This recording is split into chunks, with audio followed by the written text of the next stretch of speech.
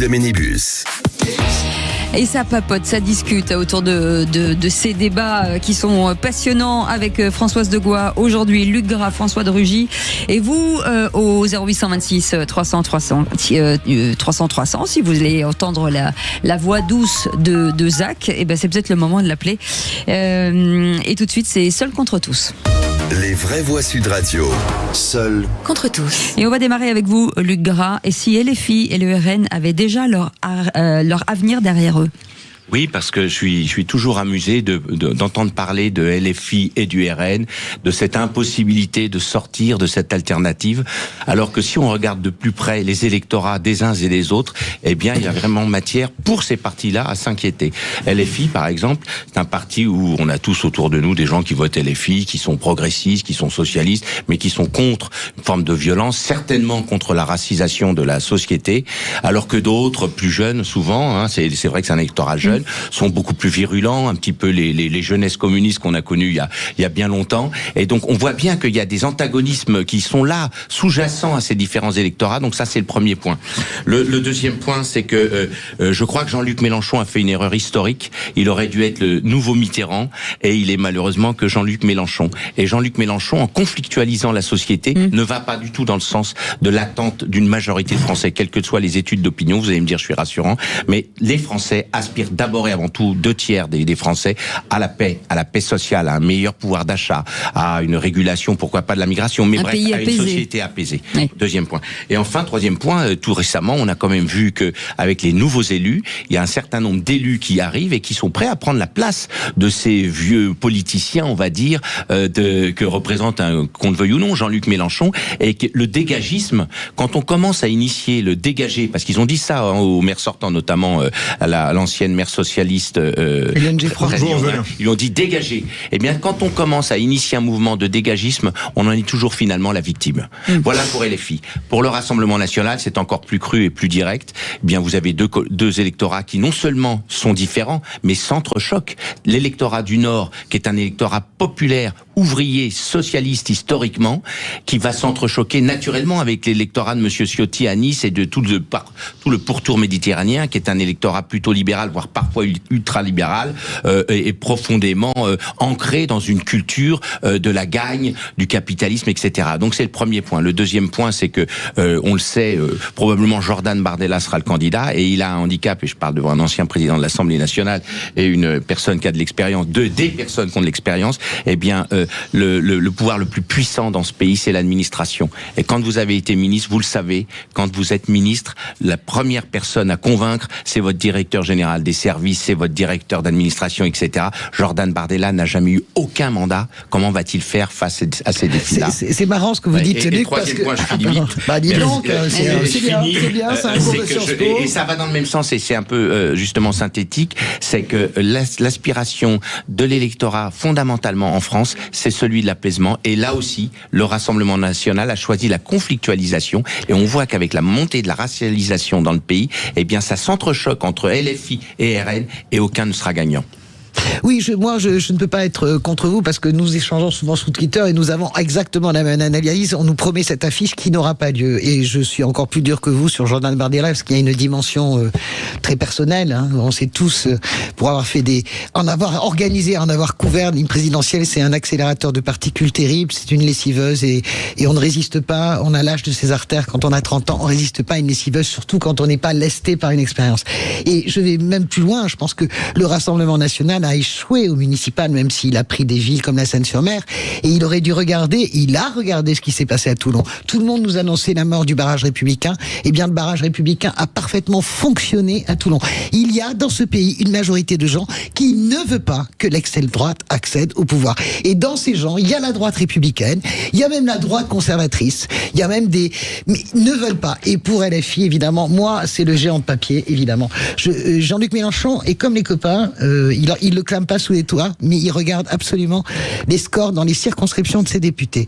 Et ce sont des scores absolument désastreux. J'en donne juste un. Delogu, dans sa circonscription à Marseille, 14%. Voilà, tout est dit.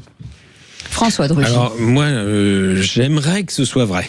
J'aimerais que le peuple français résiste à la tentation populiste ou à la tentation des excès, à la tentation de la démagogie, etc. À la tentation des extrêmes, même si je dois dire que le mot malheureusement est devenu un peu galvaudé. Moi, je pense que LFI est vraiment un parti de gauche radicale et à bien des égards extrémiste, avec y compris l'une des pires pulsions qui a déjà existé en France, qui est la pulsion antisémite. Le RN, pour moi, est aussi un parti d'extrême droite, en tout cas de droite radicale, mais qui a arrondi les angles ces dernières années. Je pense que Marine Le Pen a vraiment voulu faire cela. Elle a été jusqu'à exclure son père de son propre parti, alors que son père lui avait quand même donné la présidence du parti en héritage et que c'était le fondateur du parti. Donc Jordan Bardella est aussi quelqu'un qui a arrondi les angles, ça se voit bien. Donc je ne suis pas sûr que le RN soit perçu par une majorité de Français aujourd'hui comme un parti extrémiste. Déjà, première chose. Et deuxième chose, la France a déjà eu des tentations. Ne l'oublions pas. Alors, on va pas faire de l'histoire du 19e ou du début du 20e siècle, mais il y a eu le général Boulanger, il y a eu Paul Déroulède. voilà, quand même, bon, l'entre-deux-guerres, les années 30, les croix de feu, etc. Enfin, des mouvements déjà. Le Parti communiste, quand même, en France, a été très puissant. Or, le Parti communiste n'était pas démocrate. Le Parti communiste soutenait l'Union soviétique. Vous parliez de François Mitterrand pour comparer avec Jean-Luc Mélenchon. Moi, parfois, je me demande si Jean-Luc Mélenchon n'est pas le nouveau Georges Marchais. Mais la différence avec Georges Marchais, qu'on allait un peu au bout d'un moment, on allait le regarder à la télé un peu comme au spectacle. Enfin, moi j'étais gamin, hein, mais de fait, Jean-Luc Mélenchon, la différence avec Georges Marchais, c'est que lui, aux élections présidentielles, il progresse. Georges Marchais, lui, régressait d'élection en élection. Oui. Jean-Luc Mélenchon, il a commencé, ne l'oublions pas, à 11-12 en 2012, et il a dépassé 20 en 2022. Juste un mot là-dessus. Vous savez très bien. J'aimerais que ce soit vrai. Vous savez très bien que le socle à l'os, c'est 10%. Tout le reste, c'est le vote utile. Il n'aura pas. Il y a juste une dernière chose, parce que les municipales, on dit le RN et LFI ont échoué. Alors oui, si on prend le nombre de maires, bien sûr, il y a 35 000 maires. J'ai même entendu l'IFOP qui dit « Ah oui, mais ils n'ont que 0,2% des maires. » Ah oui, mais si vous prenez 35 000 maires, déjà, il y en a 3 500 qui n'ont pas d'étiquette. Donc déjà, vous pouvez les enlever. Mais en revanche, moi, j'estime que ces élections ont montré que le LFI, dans un certain nombre de territoires, uniquement, mais sans racines, et le RN, dans d'autres territoires, sans racines. Et le RN, là où il avait été élu en 2020, il a été réélu brillamment en 2026. Ça, c'est vrai. Alors, il y a quand même une chose, je suis pas du tout d'accord avec Luc Gras, parce que je crois au contraire que s'il y a deux candidats du bloc central, on aura bel et bien un second tour. Bardella ou Le Pen, si elle n'est pas inéligible, face à Jean-Luc Mélenchon. Et je crois que c'est le parti d'avenir de la gauche et d'avenir de la droite. Moi, je pense que LFI et le RN ont leur avenir derrière eux si leurs adversaires, naturellement, font leur travail. C'est-à-dire si eux ont un futur. Mais évidemment, s'il n'y a aucun, si personne ne fait rien dans ce pays pour mettre le doigt sur les contradictions que je viens d'évoquer, simplement. C'est aux hommes politiques de reprendre ce que je viens de dire et de le développer. Oui, mais bon, ils ont déjà fait cette analyse. Moi, je suis pas du tout d'accord avec. Bien sûr, ils l'ont fait. C'est pas parce qu'ils en parlent pas. Non, mais je veux dire par là que les gens travaillent dans les partis. Je veux bien qu'on considère que les partis sont. Les gens travaillent. Ils ont fait tourner les datas. Ils voient très bien exactement ce qui s'est passé entre eux. Donc ça, c'est le point. Moi, je ne suis pas du tout d'accord avec vous. Je pense que on va avoir en 2027. Vous allez bien, je vous le signe. On va avoir un double barrage républicain. Vous allez avoir un premier barrage républicain au premier tour contre Jean-Luc Mélenchon, ce qui n'a pas été le cas en 2022. Mélenchon était fréquentable. Il n'avait pas dit la police tue. Même moi, j'ai voté pour Mélenchon, comme beaucoup de sociodémocrates, parce que c'était le vote utile. Anne Hidalgo était à 3%. Et ben, on a continué à dépecer les Verts, Anne Hidalgo, etc. C'est pas sympa, il aurait fait 3%, vous aviez voté pour elle. Pour envoyer quelqu'un au second tour. Allez, on a un deuxième sujet, les amis. Donc voilà, je vous dis juste que il y aura un barrage républicain contre Jean-Luc Mélenchon de la social-démocratie et un barrage républicain contre Bardella au second tour. Alors, François de Rugy, vous avez déjà beaucoup parlé tout à l'heure, donc la démonstration. Puisque là, c'est votre sujet, crise des carburants, on a la mémoire courte, il faut que tout le monde puisse répondre. Et Philippe n'a pas beaucoup parlé. D'actualité. Alors, juste une petite chose. Je laisse mon tour parce que j'ai déjà tout dit là-dessus, ça me saoule. Sans revenir au choc pétrolier des années 70. Elle n'aime pas votre sujet, Françoise de Rugy. Non, mais on ne parle que de ça, en fait. Allez-y. Non, mais les prix des carburants qui montent quand même, à un niveau aujourd'hui. Moi, j'ai connu la crise des Gilets jaunes en 2018, j'étais ministre à ce moment-là. Et je suis allé voir les gilets jaunes sur les ronds-points tout de suite. Il était à combien le litre? Il était à combien? Il était à peine plus d'1,50 €. Ouais. Et aujourd'hui, et je regardais, chaque fois que je passais devant une station-service, je regardais les prix. Je fais toujours pareil, j'ai gardé ce réflexe. Aujourd'hui, il y a des stations-service où on est plus que 2,50 €. On est à 2,70 €, voire sur autoroute à 3 €. Ce qui est énorme.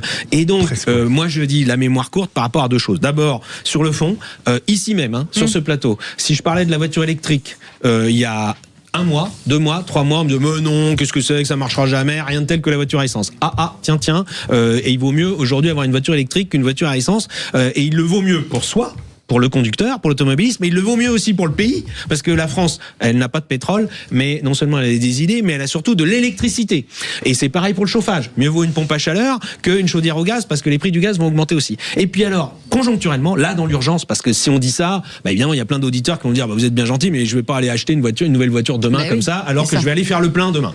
Eh bien, moi, quand j'étais ministre, j'avais prôné, je n'avais pas été suivi, malheureusement, pour qu'on ait une capacité à moduler les taxes, oui, il faut quand même le dire, qui soit rapide dans les deux sens, c'est-à-dire il y a une crise de ce type-là, les prix du pétrole montent, on a dépassé les 100 $ sur le marché mondial. On baisse un peu les taxes, et dès que les prix, ça faut aussi le dire, dès que les prix du pétrole sur le marché mondial baissent, on remonte les taxes. Aujourd'hui en France, on ne peut pas le faire parce qu'il faut passer par un vote du Parlement. Et donc moi j'aimerais qu'on travaille sérieusement, parce qu'il y en aura d'autres, des crises comme ça, pour avoir une modulation. Oui, c'est ça. Alors je dois dire que j'ai eu la surprise ce week-end, puisque j'étais à Strasbourg et je suis passé en Allemagne.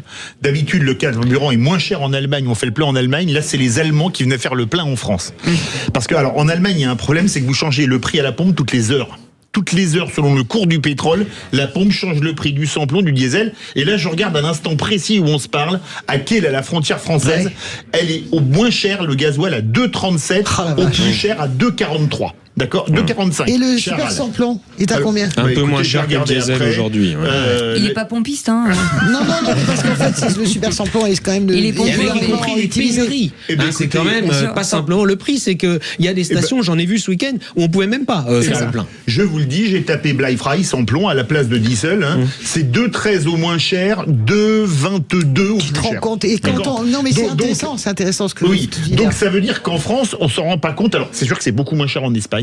Là, les auditeurs qui nous appellent dans les taxes sont moins élevées. Ils sont beaucoup moins élevés. Mais là, en Allemagne, donc ils y ont encore plus perdu que nous, à tel point que maintenant, c'est plus les voitures françaises qui font le plein en Allemagne, c'est les voitures allemandes qui font le plein en France.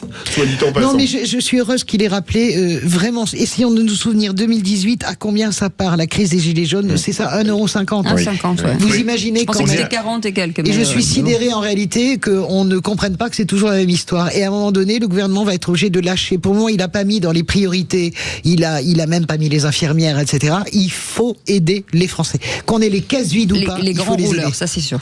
C'est un peu ce que je voulais dire. Je pense que en mieux ou en moins bien. François a raison. Il faut absolument prendre une initiative parce que politiquement, il faut savoir anticiper. Or là, il y a un risque de dérapage. Par contre, sur l'électrique, moi je suis pas parce que je vois bien les Français, ils ont pas les moyens et ces voitures. Mais regardez les prix des voitures d'occasion, les voitures électriques d'occasion.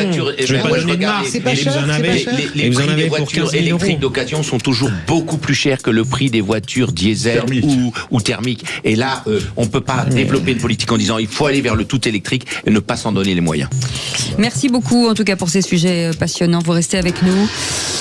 Dans un instant, l'info en plus, on va revenir sur ce conducteur de TGV tué dans cette collision avec un poids lourd qui transportait des véhicules militaires dans le Pas-de-Calais. Michel Quidor sera avec nous, vice-président de la Fédération des usagers des transports, la FNOT. On en parle dans un instant. À tout de suite. 17h-20h, les vraies voix Sud Radio.